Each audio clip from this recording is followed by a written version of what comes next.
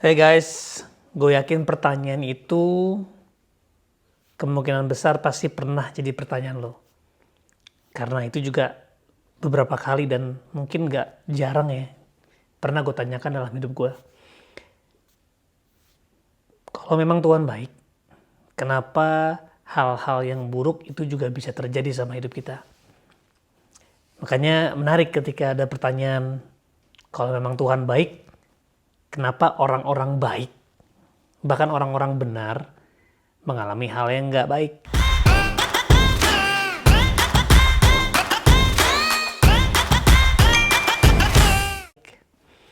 Nah teman-teman, kita sering sekali salah sangka sama Tuhan ya. Kita tahu bahwa Tuhan itu baik. Tapi gue pun sebagai bapak, kalau gue pengen jadi bapak yang baik, seringkali gue harus melakukan hal-hal yang menurut anak gue itu gak baik buat mereka. Contoh, ya baru aja tadi gue disiplin anak-anak gue karena dia melakukan hal yang gak berkenan buat gue. Akhirnya dia harus kena konsekuensi, disiplin, dan gue tahu itu gak enak buat dia. Mungkin bagi dia it's not good, ya, it doesn't feel good. Tapi pertanyaannya, apakah hal itu sesungguhnya bisa dikategorikan sebagai nggak baik? Belum tentu. Mungkin hari itu rasanya nggak baik, rasanya nggak enak. Tapi kemudian hari ya, kemungkinan besar itu bisa menjadi sebuah investasi terbaik supaya anak-anak gue bisa menjadi lebih dewasa. Nah, memang ada juga namanya misteri Tuhan. Nah ini yang paling menarik berjalan sama Tuhan, karena dalam perjalanan gue sebagai orang yang belajar mengasihi Tuhan, justru yang namanya misteri itu hal yang paling sering membuat gue makin jatuh cinta sama Tuhan dan mengalami karya keajaiban Tuhan. Entah itu mengalami mujizat, mengalami sebuah hal di luar kemampuan gue, mengalami terobosan-terobosan yang gak pernah gue bayangkan lebih daripada apa yang gue doakan, gue minta. Ini namanya misteri.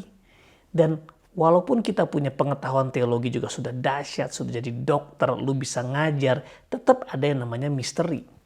Nah misteri inilah teman-teman sebenarnya yang membuat kita jadi hidup dalam iman. Iman yang membuat kita akhirnya semakin melihat karya ketidakterbatasan Tuhan. Karena kalau segala sesuatu bisa kita pastikan dengan pengetahuan kita, kita bisa memastikan Tuhan akan melakukan A, B, C, D, E ya secara detail, maka nggak dibutuhkan lagi iman. Justru iman dibutuhkan untuk kita mempercayakan Tuhan untuk melakukan sesuai apa yang menyenangkan hatinya Dia. Ya, walaupun kita perlu punya keteguhan bahwa apapun yang terjadi hidup gua, kalau gua tetap berjalan sama Dia, something good will happen to me. Ya, pasti outcome-nya baik. Apapun itu, gimana pun caranya terserah Tuhan. Nah, misteri inilah teman-teman yang perlu kita belajar untuk hidupi.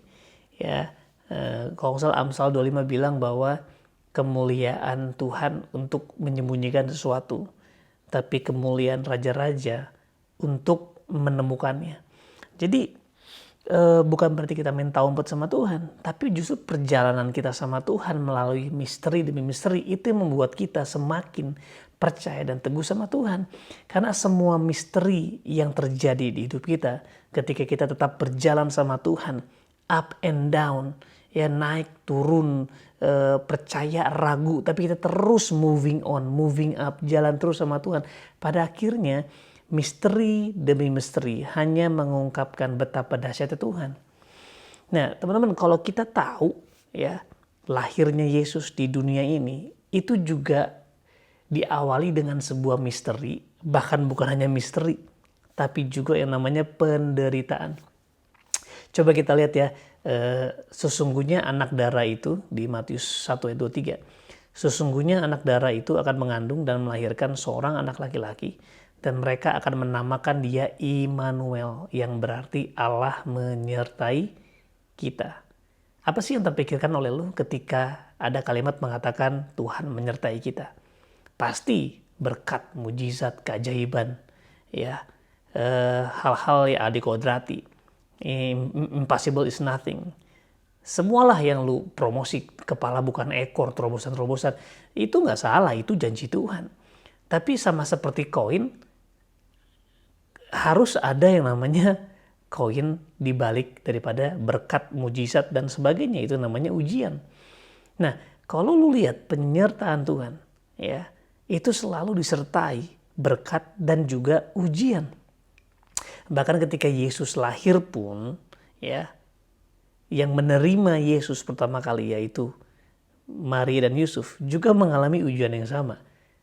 Kalau Allah menyertai kita, kita selalu berpikir semua yang baik, semua yang luar biasa, yang sedap didengar, ya semua yang mulia. Nggak ada yang salah, tetapi kita suka lupa jalan yang harus ditempuh seringkali adalah ujian dan penderitaan.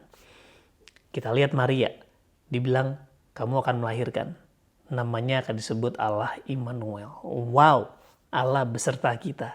Kita lihat bagaimana bukti Allah menyertai Maria yang dikandung di dalam kandungannya. Di Matius 1 ayat 18 ya. Kelahiran Yesus Kristus adalah seperti berikut. Pada waktu Maria ibunya bertunangan dengan Yusuf, ternyata ia mengandung dari Roh Kudus. Sebelum mereka hidup sebagai suami istri. Jadi Maria hamil sebelum menikah. Tapi yang dialami oleh Maria adalah sebuah keajaiban di mana Roh Kudus yang mengandung di dalam kandungannya Maria. Tapi apakah pada zaman itu orang mudah percaya, bisa percaya bahwa ada perempuan lahir tanpa sebuah hubungan seks? Nggak ada. This is the first time di mana anak dilahirkan, ya, dikandung tanpa hubungan seksual. Tentu ini bukan kabar baik bagi Maria. Ya, ini bukan kabar baik bagi Yusuf, apalagi Yusuf. Yusuf bisa berpikir, wah si Maria selingkuh. Dia hamil sama siapa? Jadi walaupun ini kabar baik kita terima sekarang, tapi pada saat itu ini bukan kabar baik, guys. Pada zaman itu kalau ada perempuan hamil di luar nikah itu dilempar batu, dirajam sampai mati. Ya, bukan hanya itu aja. Lihat reaksi Yusuf ya. Ayat 19. Karena Yusuf suaminya seorang yang tulus hati dan tidak mau mencemarkan nama istrinya di muka umum, ia bermaksud menceraikannya dengan diam-diam. Gila. Allah Immanuel, ya, dikandung dalam kandungan seorang perempuan. Kita pikirkan, wah gila, God is with us, Allah Immanuel ini lahir dalam perempuan ini. Udah pasti yang dialami adalah hal yang luar biasa. Semua lancar, semuanya aman, semuanya luar biasa tanpa hambatan. No. Wow, yang dialami gila, men. Tapi luar biasa, ya. Ayat 20 dibilang kayak gini. Tetapi ketika ia mempertimbangkan maksud itu, malaikat Tuhan nampak kepadanya dalam mimpi dan berkata, Yusuf anak Daud, janganlah engkau takut mengambil Maria sebagai istrimu, sebab anak yang di dalam kandungannya adalah dari Roh Kudus. Sesudah bangun dari tidurnya, Yusuf berbuat seperti yang diperintahkan malaikat Tuhan itu kepadanya. Ia mengambil Maria sebagai istrinya, tetapi tidak bersetubuh dengan dia sampai ia melahirkan anaknya laki-laki dan Yusuf menamakan dia Yesus. Gila banget. Gue gak tahu kalau gue bayangin jadi Yusuf. Ini mimpi apaan? Sangat sulit dipercaya. Belum pernah ada orang yang mengalami. Kalau ada contoh-contoh sebelumnya, kalau ada kesaksian-kesaksian sebelumnya, ya bolehlah gue percaya. Tapi ini kan gak ada.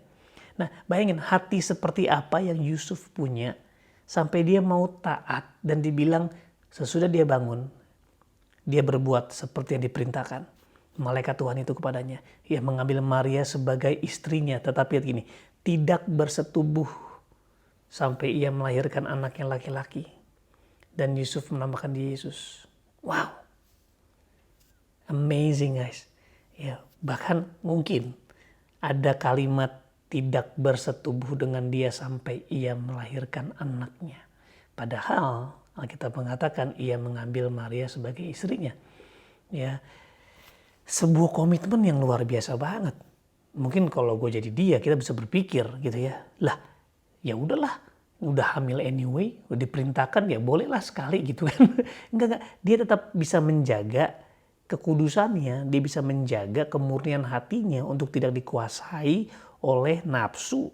Walaupun dia telah mengambil Maria menjadi istrinya.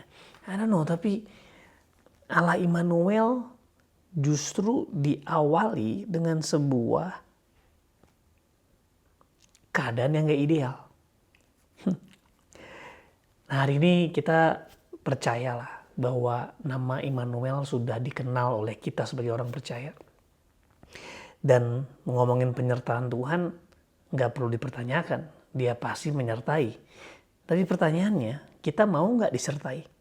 Sama seperti Maria yang taat mentaati perintah Tuhan walaupun dia harus melalui tekanan, cobaan, ujian, mungkin makian sampai dia harus kabur, dia harus lari, dia harus pergi dari kota ke tempat yang lainnya.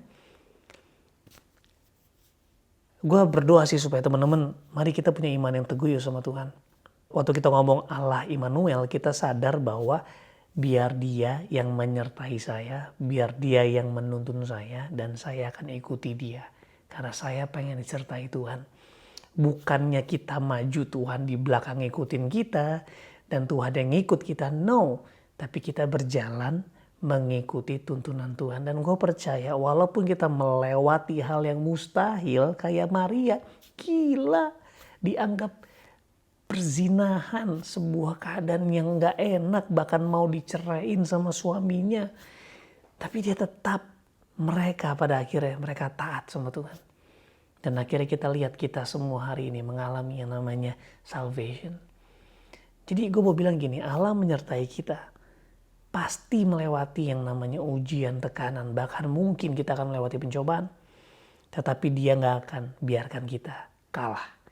Dia akan sertai kita asal kita lewat jalannya. Asal kita ikuti tuntunannya. Dan hasilnya lihat, sama seperti Maria. Taat. Hasilnya bukan hanya mereka yang mengalami, tapi banyak orang mengalami. Begitu juga dengan kita. Dengan kita dituntun Tuhan, sertai Tuhan, Allah Immanuel. Ya, pasti musuh gak bisa melawan kita. Karena Alkitab mengatakan kalau Allah di pihak kita, siapa lawan kita.